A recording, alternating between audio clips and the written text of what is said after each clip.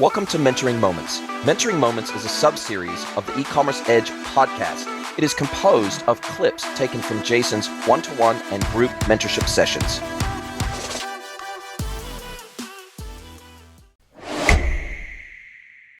Hello, everybody, and welcome to another episode of Mentoring Moments. And I'm here on one of our one-to-one mentorship sessions with Elon Hurwitz. And we've had some really good chats, I think, already in a very short period of time. I think this is only our second session together. And you've come to the table with some really sharp, on-point questions that you've pushed me, and I think that's a really good thing. I think anytime the mentee can challenge the mentor, I consider that a win. So you've always stretched me, and I think that's amazing. You've got some really good questions here. We talked about a few things off air, but I think there's also a few things that we've talked about that are so generically applicable to questions that the entire market is asking right now. I think I'd like to revisit a couple of those really quickly. And the first one that I'd like to revisit is that some merchants are having really massive challenges around international expansion where there is a scenario where they maybe have a distributor or a wholesaler that's working in another region to them. So maybe they've got a D2C brand, but they also do wholesale. So they do B2B and they do D2C. So they, in their home market, whether it's Australia, New Zealand, America, whatever it might be, they service their home market. Maybe it's through Shopify or BigCom, whatever it is. And then they take on distributors in other markets where they're not strong yet. And we talked about what does that look like from, you got to strike a balance between maintaining ownership of the brand and the brand experience in those markets, but also empowering those distributors and wholesalers to do a really good job of servicing their retailers, for example, or their D2C customers in their home markets. And so it's a delicate balance between letting them have complete free reign and saying, you can just buy the product, you can warehouse it locally, and however the fuck you market it is how you the fuck you market it. And I don't have a say in that, and it's all on your back. But then on the flip side, how can we make this more of a turnkey operation for those distributors to where they don't have to own on their own back all the distribution, all of the marketing, the performance marketing, all of the maintenance and updates of the website, and all that sort of stuff? How can we make this a more turnkey exercise for those distributors? And that's a really big question for a lot of brands that are trying to expand internationally via B2B channels, right? And I said, there's kind of two ways to look at this. Either you can take a very hands-off approach and they own their own website. Now, where that makes the most sense is when they also are distributing or selling or manufacturing a whole bunch of the catalog themselves. So you're maybe 10, 20, 30% of their catalog, then in which case they want to own their own website. They don't want you touching their website.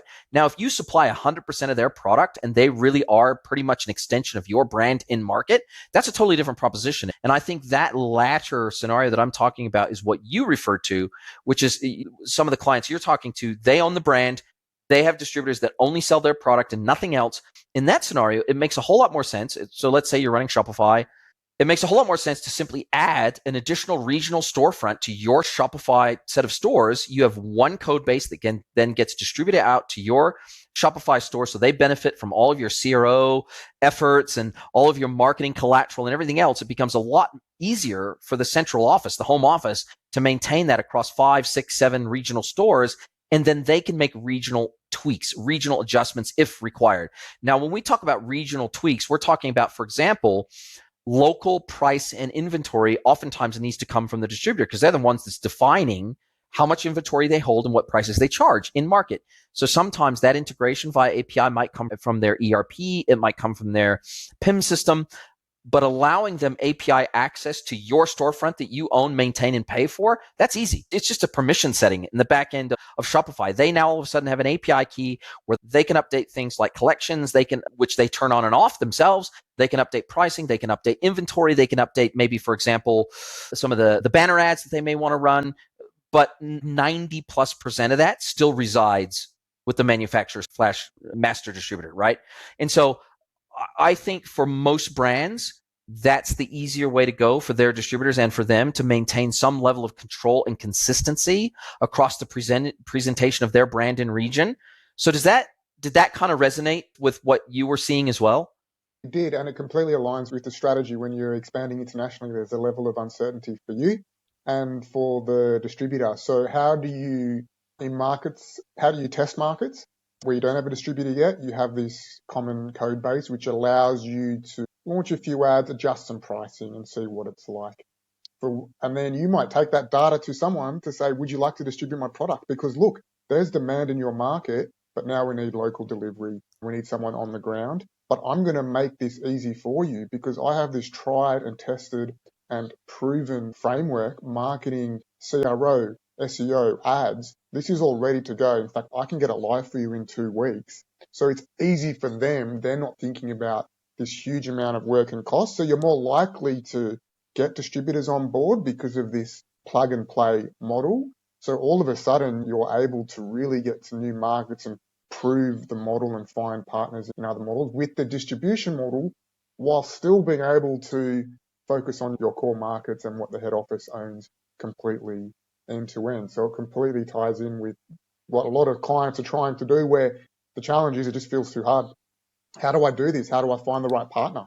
How do I leverage all this work I'm doing to drive ultimately demand and from customers in that market? And it just feels very hard. But the way you've explained it is there's the tech solution, which ultimately then works with someone locally or for yourself, where you're actually focusing on the thing that customers are interested in and making it an easy experience. And the other sort of opportunity that we talked about was, well, if I'm only supplying 20% of their catalog and they've got their own catalog, they've got their own website, and I'm only supplying a certain amount of data, I'm supplying a certain amount of products, I'm supplying a certain amount of marketing collateral, then in that scenario, I think that there's 2 different approaches that I've seen merchants take successfully. One is to have a PIM system whereby the PIM system for your specific product range then integrates with their website to where when I release a new product or an updated product or whatever, it pushes into their website via API in a disabled state. The products are disabled, but it has all the images, it's got all the descriptions, it's got all the attributes, it's got all the things they need to go to market with those products if they want to, and then they choose which collections those products get assigned to. They choose which prices and inventory gets assigned to that. They choose when those products actually go live on their own website. I've seen that work really well too. And then the final thing I would say about this is that sometimes when brands go in market, they don't necessarily set up a storefront for that market. They will tease the market via maybe a local marketplace and maybe a local 3PL with a tiny amount of stock holding in market. So they'll sell on the local Amazon store, or they'll sell on the local Mercado Libre, or they'll sell on whatever Trade Me or whatever the local market is. They will distribute and sell through that local marketplace and then fulfill via a local 3PL. So they don't actually have to have an owned warehouse on the ground or even an owned distributor on the ground yet. So they will test and trial a market. And then once the demand is proven, then they can take on a distributor that can own their own warehousing, their own distribution, and their own margin. They can manage all that themselves. They can decide what the local market can bear in terms of local pricing. So there's a few different go-to-market plays here, but I think that owning the experience in market, if you are the primary owner of that brand and experience in market, it makes a hell of a lot of sense to get the economies of scale. For example, if I've already got 5 stores on Shopify Plus, I'm going to get a much better deal if I go back to Shopify and I say, look, I want 5 more storefronts on Shopify Plus. It's not going to, because Shopify Plus tends to start at around the 2,000 USD a month mark per storefront. But if I already got 5 storefronts and I add 5 more, they're not going to charge me an extra $10,000 a month. They're going to negotiate because now I'm adding 5 more storefronts to an existing implementation. It becomes much, much easier for them to say, instead of 10 grand a month, we're going to charge you only 5 grand a month. We're going to only charge you $1,000 a storefront for an additional Shopify Plus store. And I'm not speaking on behalf of Shopify here. I'm just saying, generically speaking, it's easier for these SaaS businesses to simply add a storefront to your existing account than it is to go and commercially negotiate with 5 different distributors in 5 different regions around the world and have 5 different Shopify accounts with them. So it just makes sense to take this low friction approach to getting live in new markets. Now, if we look at the next kind of key question there, what is your system for LinkedIn content creation and posting? Have you discovered any specific strategies that have proven effective? Timing, content type, commenting on others.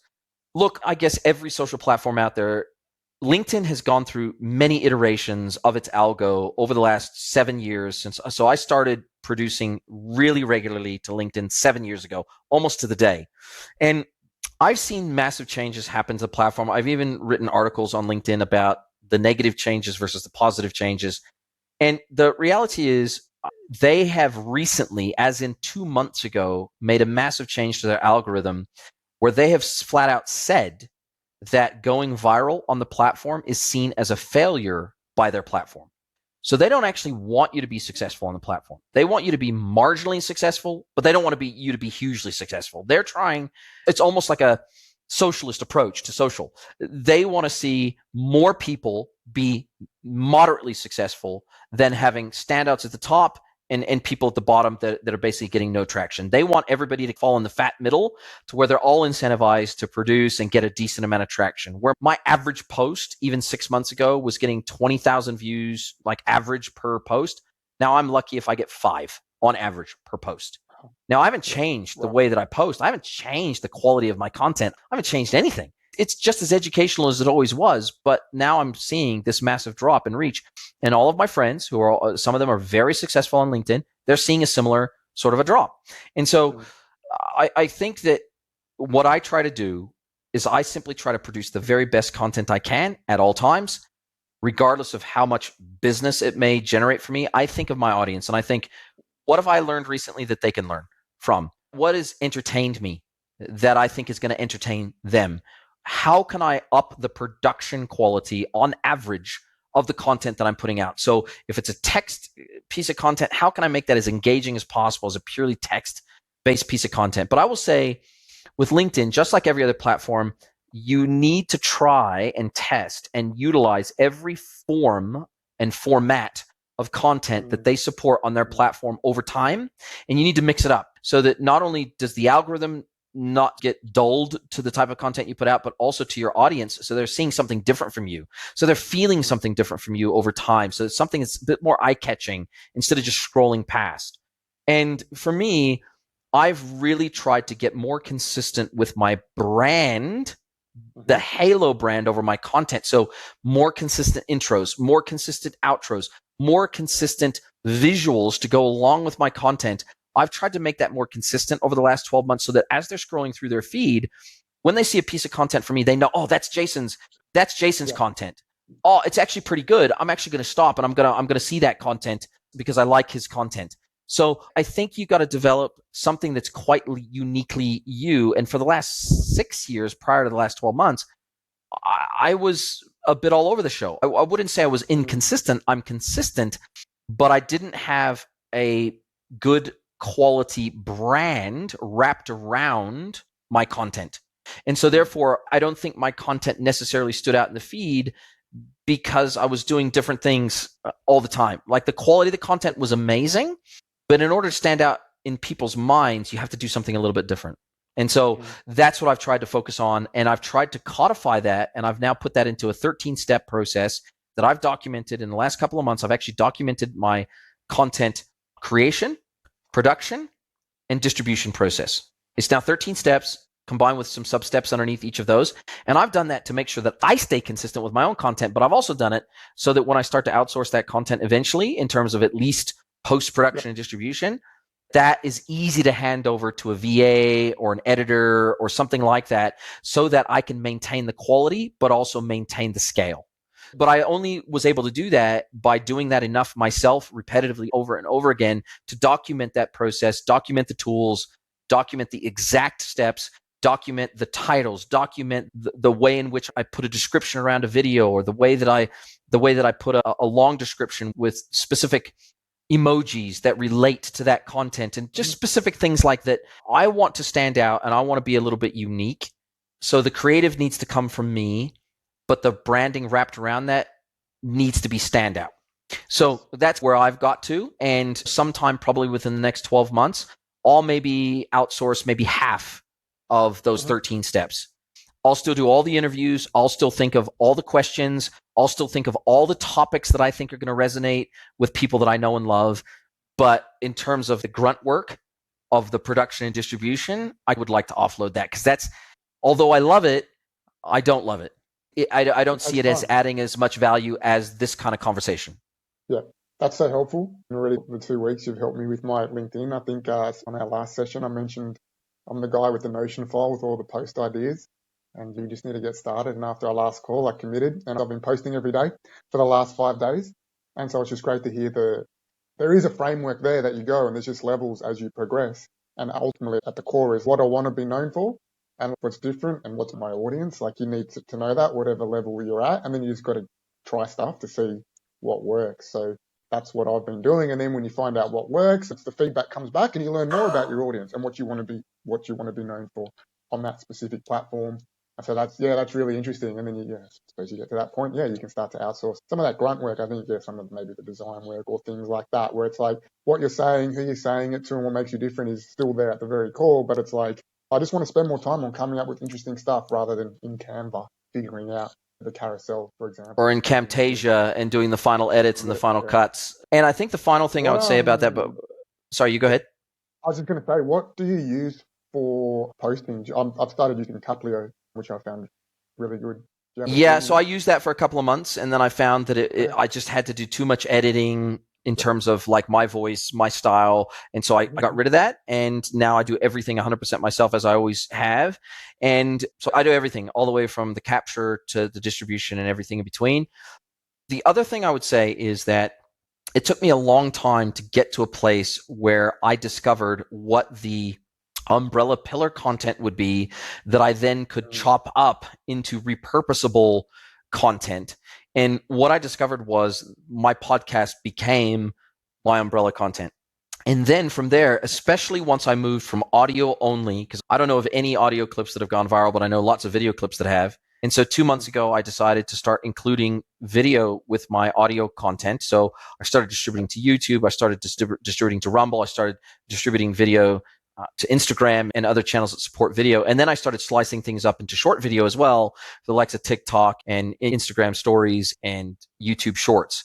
And what I found is that by creating this umbrella piece of content that maybe is an hour long roughly, it makes it so much easier than to pull out the sub content that is redistributable across all these different channels. And other platforms, especially AI technology, has made this so much easier from a repurposing perspective. For example, I use Opus Clips to automatically generate from my long form videos the short form mobile clips that then I can upload to the likes of TikTok and YouTube. So there are some tools nowadays that can make that creation of the repurposed content, that makes that so much easier, and it makes it so much faster, and it makes it easier to add things like subtitles dynamically and to add emojis dynamically and things like that are a little bit more engaging.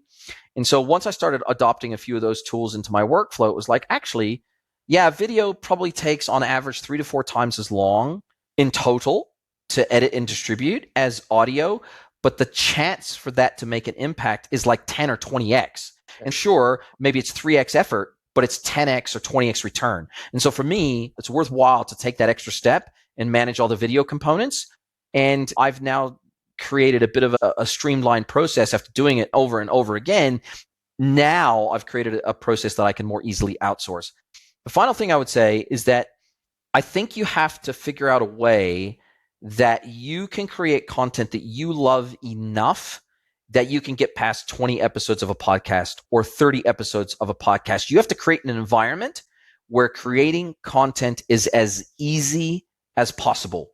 So that master content, that headline content, that umbrella content is so easy to create that you just don't miss it. You would never not do it because it's so easy and it's so fun and it's so engaging. Like these conversations, for example, I love having these conversations, right? I love this. And so for me, there's no chance that I wouldn't be able to create a mentoring moments episodes. And when I think, for example, of the B2B people that I'm having conversations with, I love and enjoy that so much. I love and enjoy those conversations. There's no chance I would miss an opportunity to have that conversation, or a SaaS technology that can help my brothers and sisters in Ecomm. I love having those conversations so much. I would never miss out on an opportunity to have those conversations. So I think if you can figure out a way to create that opportunity combined with time relevant opportunities that maybe, for example, yesterday when Shopify announced their chatbot, like that was just something that dropped into Twitter, the Twitter sphere. I saw it and I'm like, man, I need to make a comment on this straight away. Now, luckily, that was on a day when I wasn't producing and distributing a podcast episode. So it meant that I could quickly record a quick clip. I could make commentary. I could do some quick 15 minutes of post-production and then boom, get it out. And sometimes just tailing on to relevant news makes it easy because people are going to be searching for that news. And when I checked, for example, when I checked YouTube and I YouTubed those queries all around that topic, almost no one had produced content around that topic yet. And I was like, how could nobody have been talking about this yet? And so I was like, man, if I get out there within the next hour, I'm going to be like one of the only videos out there talking about this. So you have to be a little bit opportunistic as well. Exactly. Your video stood out to me because I'm like, what's this all about? And all I could find was generic press release and Toby's video. And then I saw your video. I'm like, okay, so here's at least a perspective on what this looks like. And yeah, for anyone listening, I think I've just realized that posting on LinkedIn is like when it's something you're passionate about. I'm passionate about Australian D2C e-commerce and helping businesses grow. And so I get to research topics I love. It forces me to understand a topic properly because I need to be able to explain it to people. So I'm already winning, right? Before I do that. And then on top of that, so I've got those wins already. And then on top of that, I know this is good for my personal brand and I get to meet I'm probably going to meet some really new and interesting people. It's like all these wins coming out of it that I've realized, just getting started straight away and getting into it. I think a lot of people look at LinkedIn and they look at it in different ways, but it's been really good. I felt that his agenda was super relevant to lots of different people in lots of different places within our industry. And I thought we'd just quickly go back through his agenda, high level, and really more than me regurgitating what I said to him in response to his questions was more to also get his feedback on how he feels my responses are applicable in the work that he's doing as a consultant. And when he's talking to clients, hey, how does this translate? How does what Jason is saying translate not only for me, but for my clients in the space? And so we'll just go rapid fire again through from beginning to end. What tools do you recommend for clients looking to quantify and assess their total addressable market and product market fit? My main response to this was, I see this time and time again where merchants try to make their TAM too big as opposed to too small. They think, hey, if I have a broader audience, that means more potential clients. It means, hey, put more potential revenue. They actually have it around the wrong way. I believe in a land and expand approach. I believe in driving down your TAM to the narrowest possible market to begin with so that you can absolutely nail that market as best as possible, make those customers as happy as possible, extract as much penetration out of that tiny niche market as you can, and then expand to adjacencies from there. How did that strike you when I said it that way, Elon? Because a lot of people, they go the opposite way. They say, we want to have the biggest TAM we can have as opposed to the tightest TAM that we can have. Yeah, I think it's a lot of people when launching a new product look at the big numbers and think, okay, if I just get a small percent of this, then I'm going to have a really successful business. But then the quote, which always comes up, if you can't try and appeal to everyone, you appeal to no one. So I like the reversal on the question because it's who is your actual addressable market? Who is that person? And then look at the numbers. And that got into because when you do that, then you're focusing on, you need to make sure that, you're comfortable and you need to do your business sense check that, this is a good size to go after from a business case perspective. The demand exists, but instead of saying, I'm just going to do sports pants, it's like I'm doing specific sports pants for people who go hiking or people who want to get out and exercise in winter when playing football. Now, when you think about it in that way, and force yourself to answer those questions, all sorts of things start to come up that are going to really appeal to that customer, which is going to make your marketing more effective, going to make your targeting more effective. And it actually got me thinking about, we talk about speed when growing, and that's important, but actually taking the slower approach and really focusing on doing something really well. And when you do that, okay, it's classic marketing. You go with your early adopters. So let's just take the footballing example. They're going to love the product. You've spoken to them. They're going to use the product. They're going to talk about how great the product is. They're going to give you great reviews. You're going to do ads specifically for them, which are going to go really well, and you're going to know where to invest your dollars. And then that kind of sets your strong foundation. It also validates your product. And so you're not going off creating huge MOQs and all the rest of the investment that you need when you launch. You're really making sure you've got a great product that does a great job with the right people. And then you move into the scaling stage. And because of all that's in place, you can be more confident in your product, but also the things that sell the product, like social proof and really good ads, product expansion and things. Yeah, it was a good one because I see it a lot myself actually, where people look at a Roy Morgan or a really big piece of customer research. I think the classic one is like you search on Google. People search sports pants. Oh, look, there's 500 million people looking at this every week. I'm going to make so much money. But that your idea isn't in a vacuum. There's a lot of other people thinking the same thing. And so what's your unique thing that's really going to stand out? I think is a question that a lot of businesses really need to ask when they're coming up with ideas. And it's the classic case of, even, let's say you're an employee and let's say you're spread too thin as an employee. That's the analogy that I use. You can be spread too thin as an employee and have too many responsibilities. You can do none of them well. You're a jack of all trades, master of none. And you can be the same thing as a brand. You can be spread so thin across your catalog that you can do none of those things super well. You can't do really good, solid new NPD, new product development. You can't do any of those things in a super informed way because you're spread so thin. And we see this also even in the channels that brands are trying to dominate. They'll try to do Facebook, they'll try to do Google, they'll try to do Apple, they'll try to do Criteo, they'll try to do affiliate marketing, they'll try to do email marketing, they'll try to do SMS, they'll try to Instagram and everywhere else, and they will try to dominate every single one of these simultaneously, both paid and organic. And it's, whoa, like when you pull a lever in the business, how do you know which one has actually created the impact? Because you're spread so thin across so many, both marketing and transactional channels. And then on top of that, lots of these brands are also trying to be transactional in marketplaces and across transactional on social. So I just think that any brand that spreads themselves too thin, it's like an employee that's spread too thin. You're basically setting yourself up for failure, just like a boss who spreads you too thin sets you up for failure in your role. It's exactly the same thing. Absolutely. That kind of touches on one of the other questions I had and some of the themes, that this theme of prioritization. And yeah, I think if you look at all the biggest brands, all the successful D2C brands, and you did an analysis, you'd see they were laser focused on a specific type of customer. I think you look at like True Classic or Obvi, these guys, you can very clearly see Supreme or any of these ones that have been massively successful in a tight niche. Exactly. And now True Classic, though, is expanding their range, and they've got that permission to do that and they've got the customer base to do that, and the reviews on the quality and the operations to ship in. All the things are there, but they couldn't have got there by just focusing only on great t-shirts for men. And that's it. That's all they did in an industry, by the way, which a lot of people would have gone, t-shirts, great, big TAM, right? But they went, no, actually, t-shirts for a certain type of man who wants a certain type of fitting with a certain type of quality, and all their marketing led to that, and it's a huge success story. But I think one of the other questions was around about Amazon and B2B, and you kind of gave me a lot of really good things to think about there, because one touches on the spreading yourself too thin, but also having access to the right type of knowledge to test an idea, because that's the challenge for a business owner. Is I know I shouldn't have shiny object syndrome or spread myself too thin.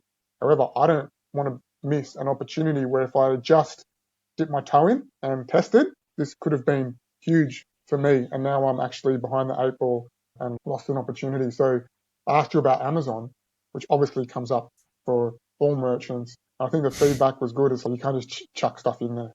Okay, you've got to, and in particular, the way Amazon operates, you need to get it right the first time. And if you're going to do it properly, and if you want to do it properly, you're best to get expert advice, which is an interesting one for a lot of perhaps Australian listeners, because there's a lot of people with expert advice in the US, right, with Amazon, where we're still an early market for them. So do it properly up front with an expert if you are going to go into something like that, or just don't, maybe not do it at all, and understand your business and like where the opportunities are, and at least speaking to an expert as part of your assessment to go into that channel. So you're not going for the full investment, but you speak to someone who's, I can at least help you with some of the research about your product to see if you could make this work, and help you understand the margins and help you understand FBA. And that's not going to cost you very much, and it could either save you a lot or make you a lot more, rather than, because Amazon does allow that direct access, you put a whole lot of products in there, the feed's not set up properly. Some of those things, like you don't know what you don't know. And I know in America, I think Amazon's 50% of delivery, like it's their ecosystem, it's their world. Like you think you might have done it on Shopify, you think you might have done it Google. None of it really actually, no. It's like Amazon's rules, and they're going to do it certain ways, and there's going to be algorithms that just block you, and there's people that can actually help you if you want to do that properly. So that was one. And tooling. And sorry to interrupt. The other thing was tooling. So there's some pretty specialized tooling. So Amazon provides you as a merchant a tremendous amount of data, almost a fire hose of data, but organizing that, making it actionable, doing the analysis on it, presenting the reports back to the business in an actionable way, that really requires dedicated special tooling that connects to the Amazon API. And I've had a few of those platforms, those specifically Amazon analytics platforms on my podcast before. I've had 3 or 4 of them on now. And there's also specialist Amazon PC management platforms Yes. as well. Some of them are both. Sometimes they're one, sometimes the other, sometimes they're both. But when you want to do Amazon, it's pretty low risk in Australia. If you want to list on the Iconic and try that if you're in fashion, if you want to list on Catch for a little bit and dip your toes in the water, that's fine. Dip your toes into eBay, that's fine. But with Amazon, because how you start out on their platform in terms of ratings and reviews, in terms of your performance under FBA if you use FBA, your performance under the Prime Promise if you subscribe to that, your commitment to Amazon will determine from day one how well your account sits in good standing with Amazon and where you start to fit in relation to the buy box. And so therefore, if you don't do it well and right from the get and you get penalized by Amazon, it is so much harder to get out of the dog box with Amazon than it is to do it right in the first place. Like you said, it's better to spend a little bit more money up front to make sure that you're working with someone who can see around the Amazon corner. And for example, I'm not that person because I don't help people with Amazon because I am not an Amazon expert. I'm very open about the fact that I'm not an Amazon expert, but I have spoken to Amazon experts and oh my God, the amount of knowledge they have at helping merchants see around the Amazon corner is phenomenal. And in some cases, those guys have actually worked for Amazon. And so they have true insider knowledge because they used to be an employee of Amazon. And then they've gone out and started their own thing, or they started their own platform or the consultancy, or now they're working as an employee with a brand on their Amazon channel. That is how difficult it is to do well on Amazon without getting into trouble. And so I think that for the brands that take a real softly approach with Amazon, like they would with other marketplaces, they can end up doing more damage to their account on Amazon than they even realize. And then at the end of the day, they're going to underperform on the channel and it's going to become a self-fulfilling prophecy because they don't do well on the channel. And they say, we're putting all this money into it, but it's not performing well. So let's pull off Amazon. Whereas if they actually did it right from day dot, the Amazon channel might actually be very successful for them. So I just think the Amazon channel is a super high risk, but also a super high reward channel. And you need to treat it as such would be my advice.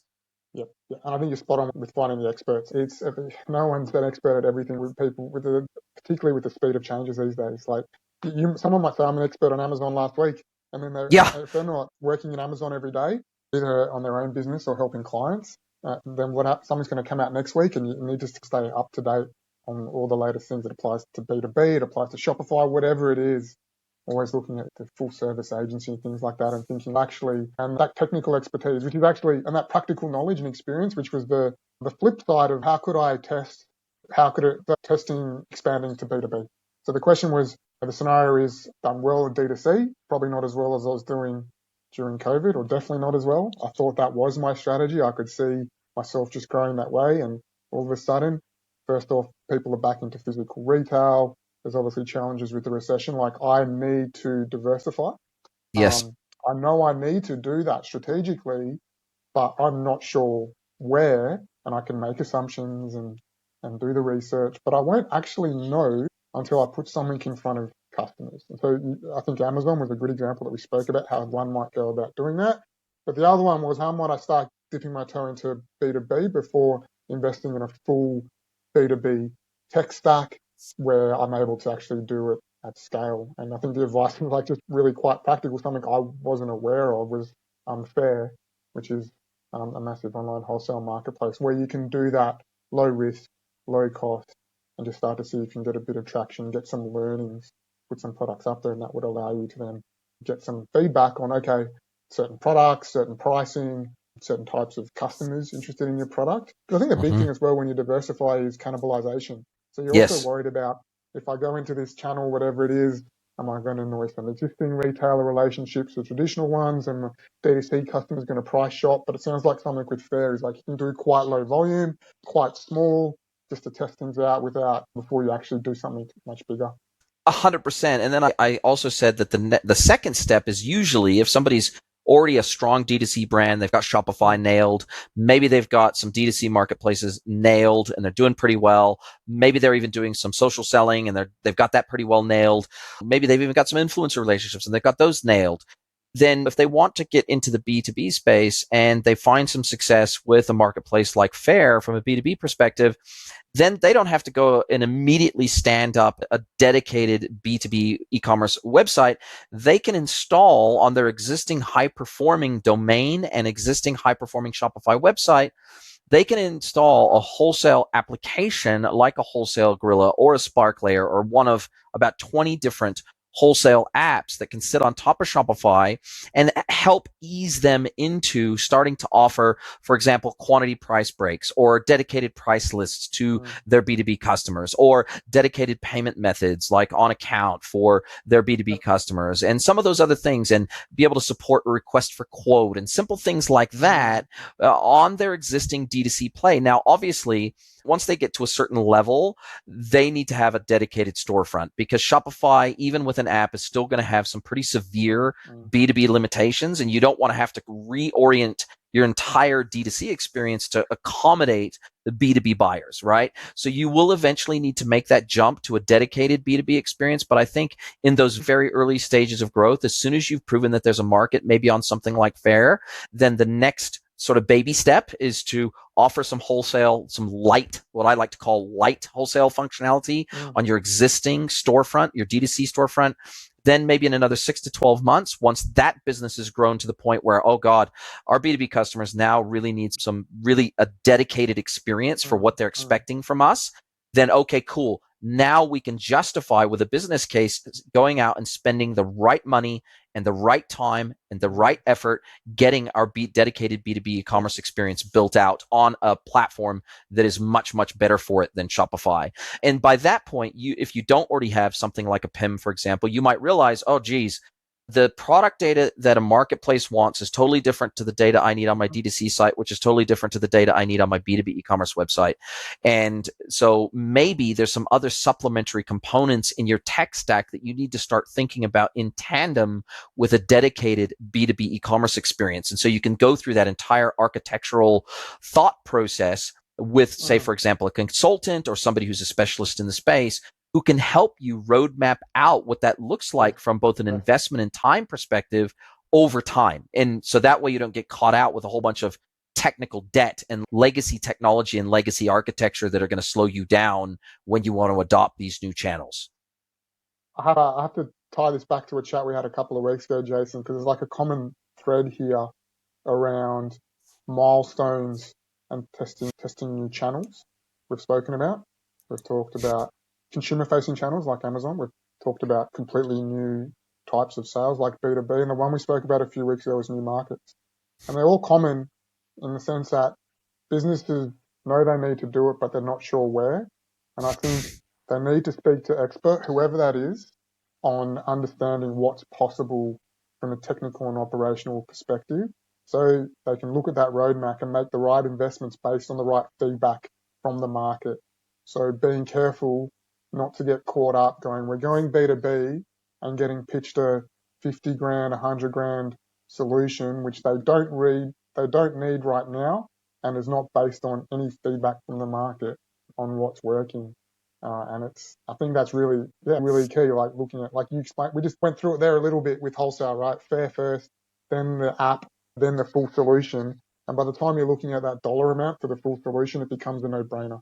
The business case would be stacking up. 100%. Couldn't agree more. You got to crawl before you walk, before you run. And I'm as much of an advocate for a sexy big B2B project as anybody, because I love it. But the reality is that most big bang projects fail. They have a horrible track record. These large scale, boil the ocean, build a project that's bigger than Ben-Hur. It might make the consultant feel good, and it might make the agency feel good, and it might make everybody a whole lot of money, but it's likely not to work for the merchant. And so I think that trying to work with someone who can help you filter the noise, because they don't have a dog in the fight. So trying to find someone who is as independent, like none of us are 100% independent, right? Even me, I have my favorite tech stacks because I know they work and I've worked with them many times before. I've helped people integrate with them multiple times before. So they're tried and tested. And so I have confidence and faith in those design patterns. So no one is 100% independent, but you need to find someone who is as independent as realistically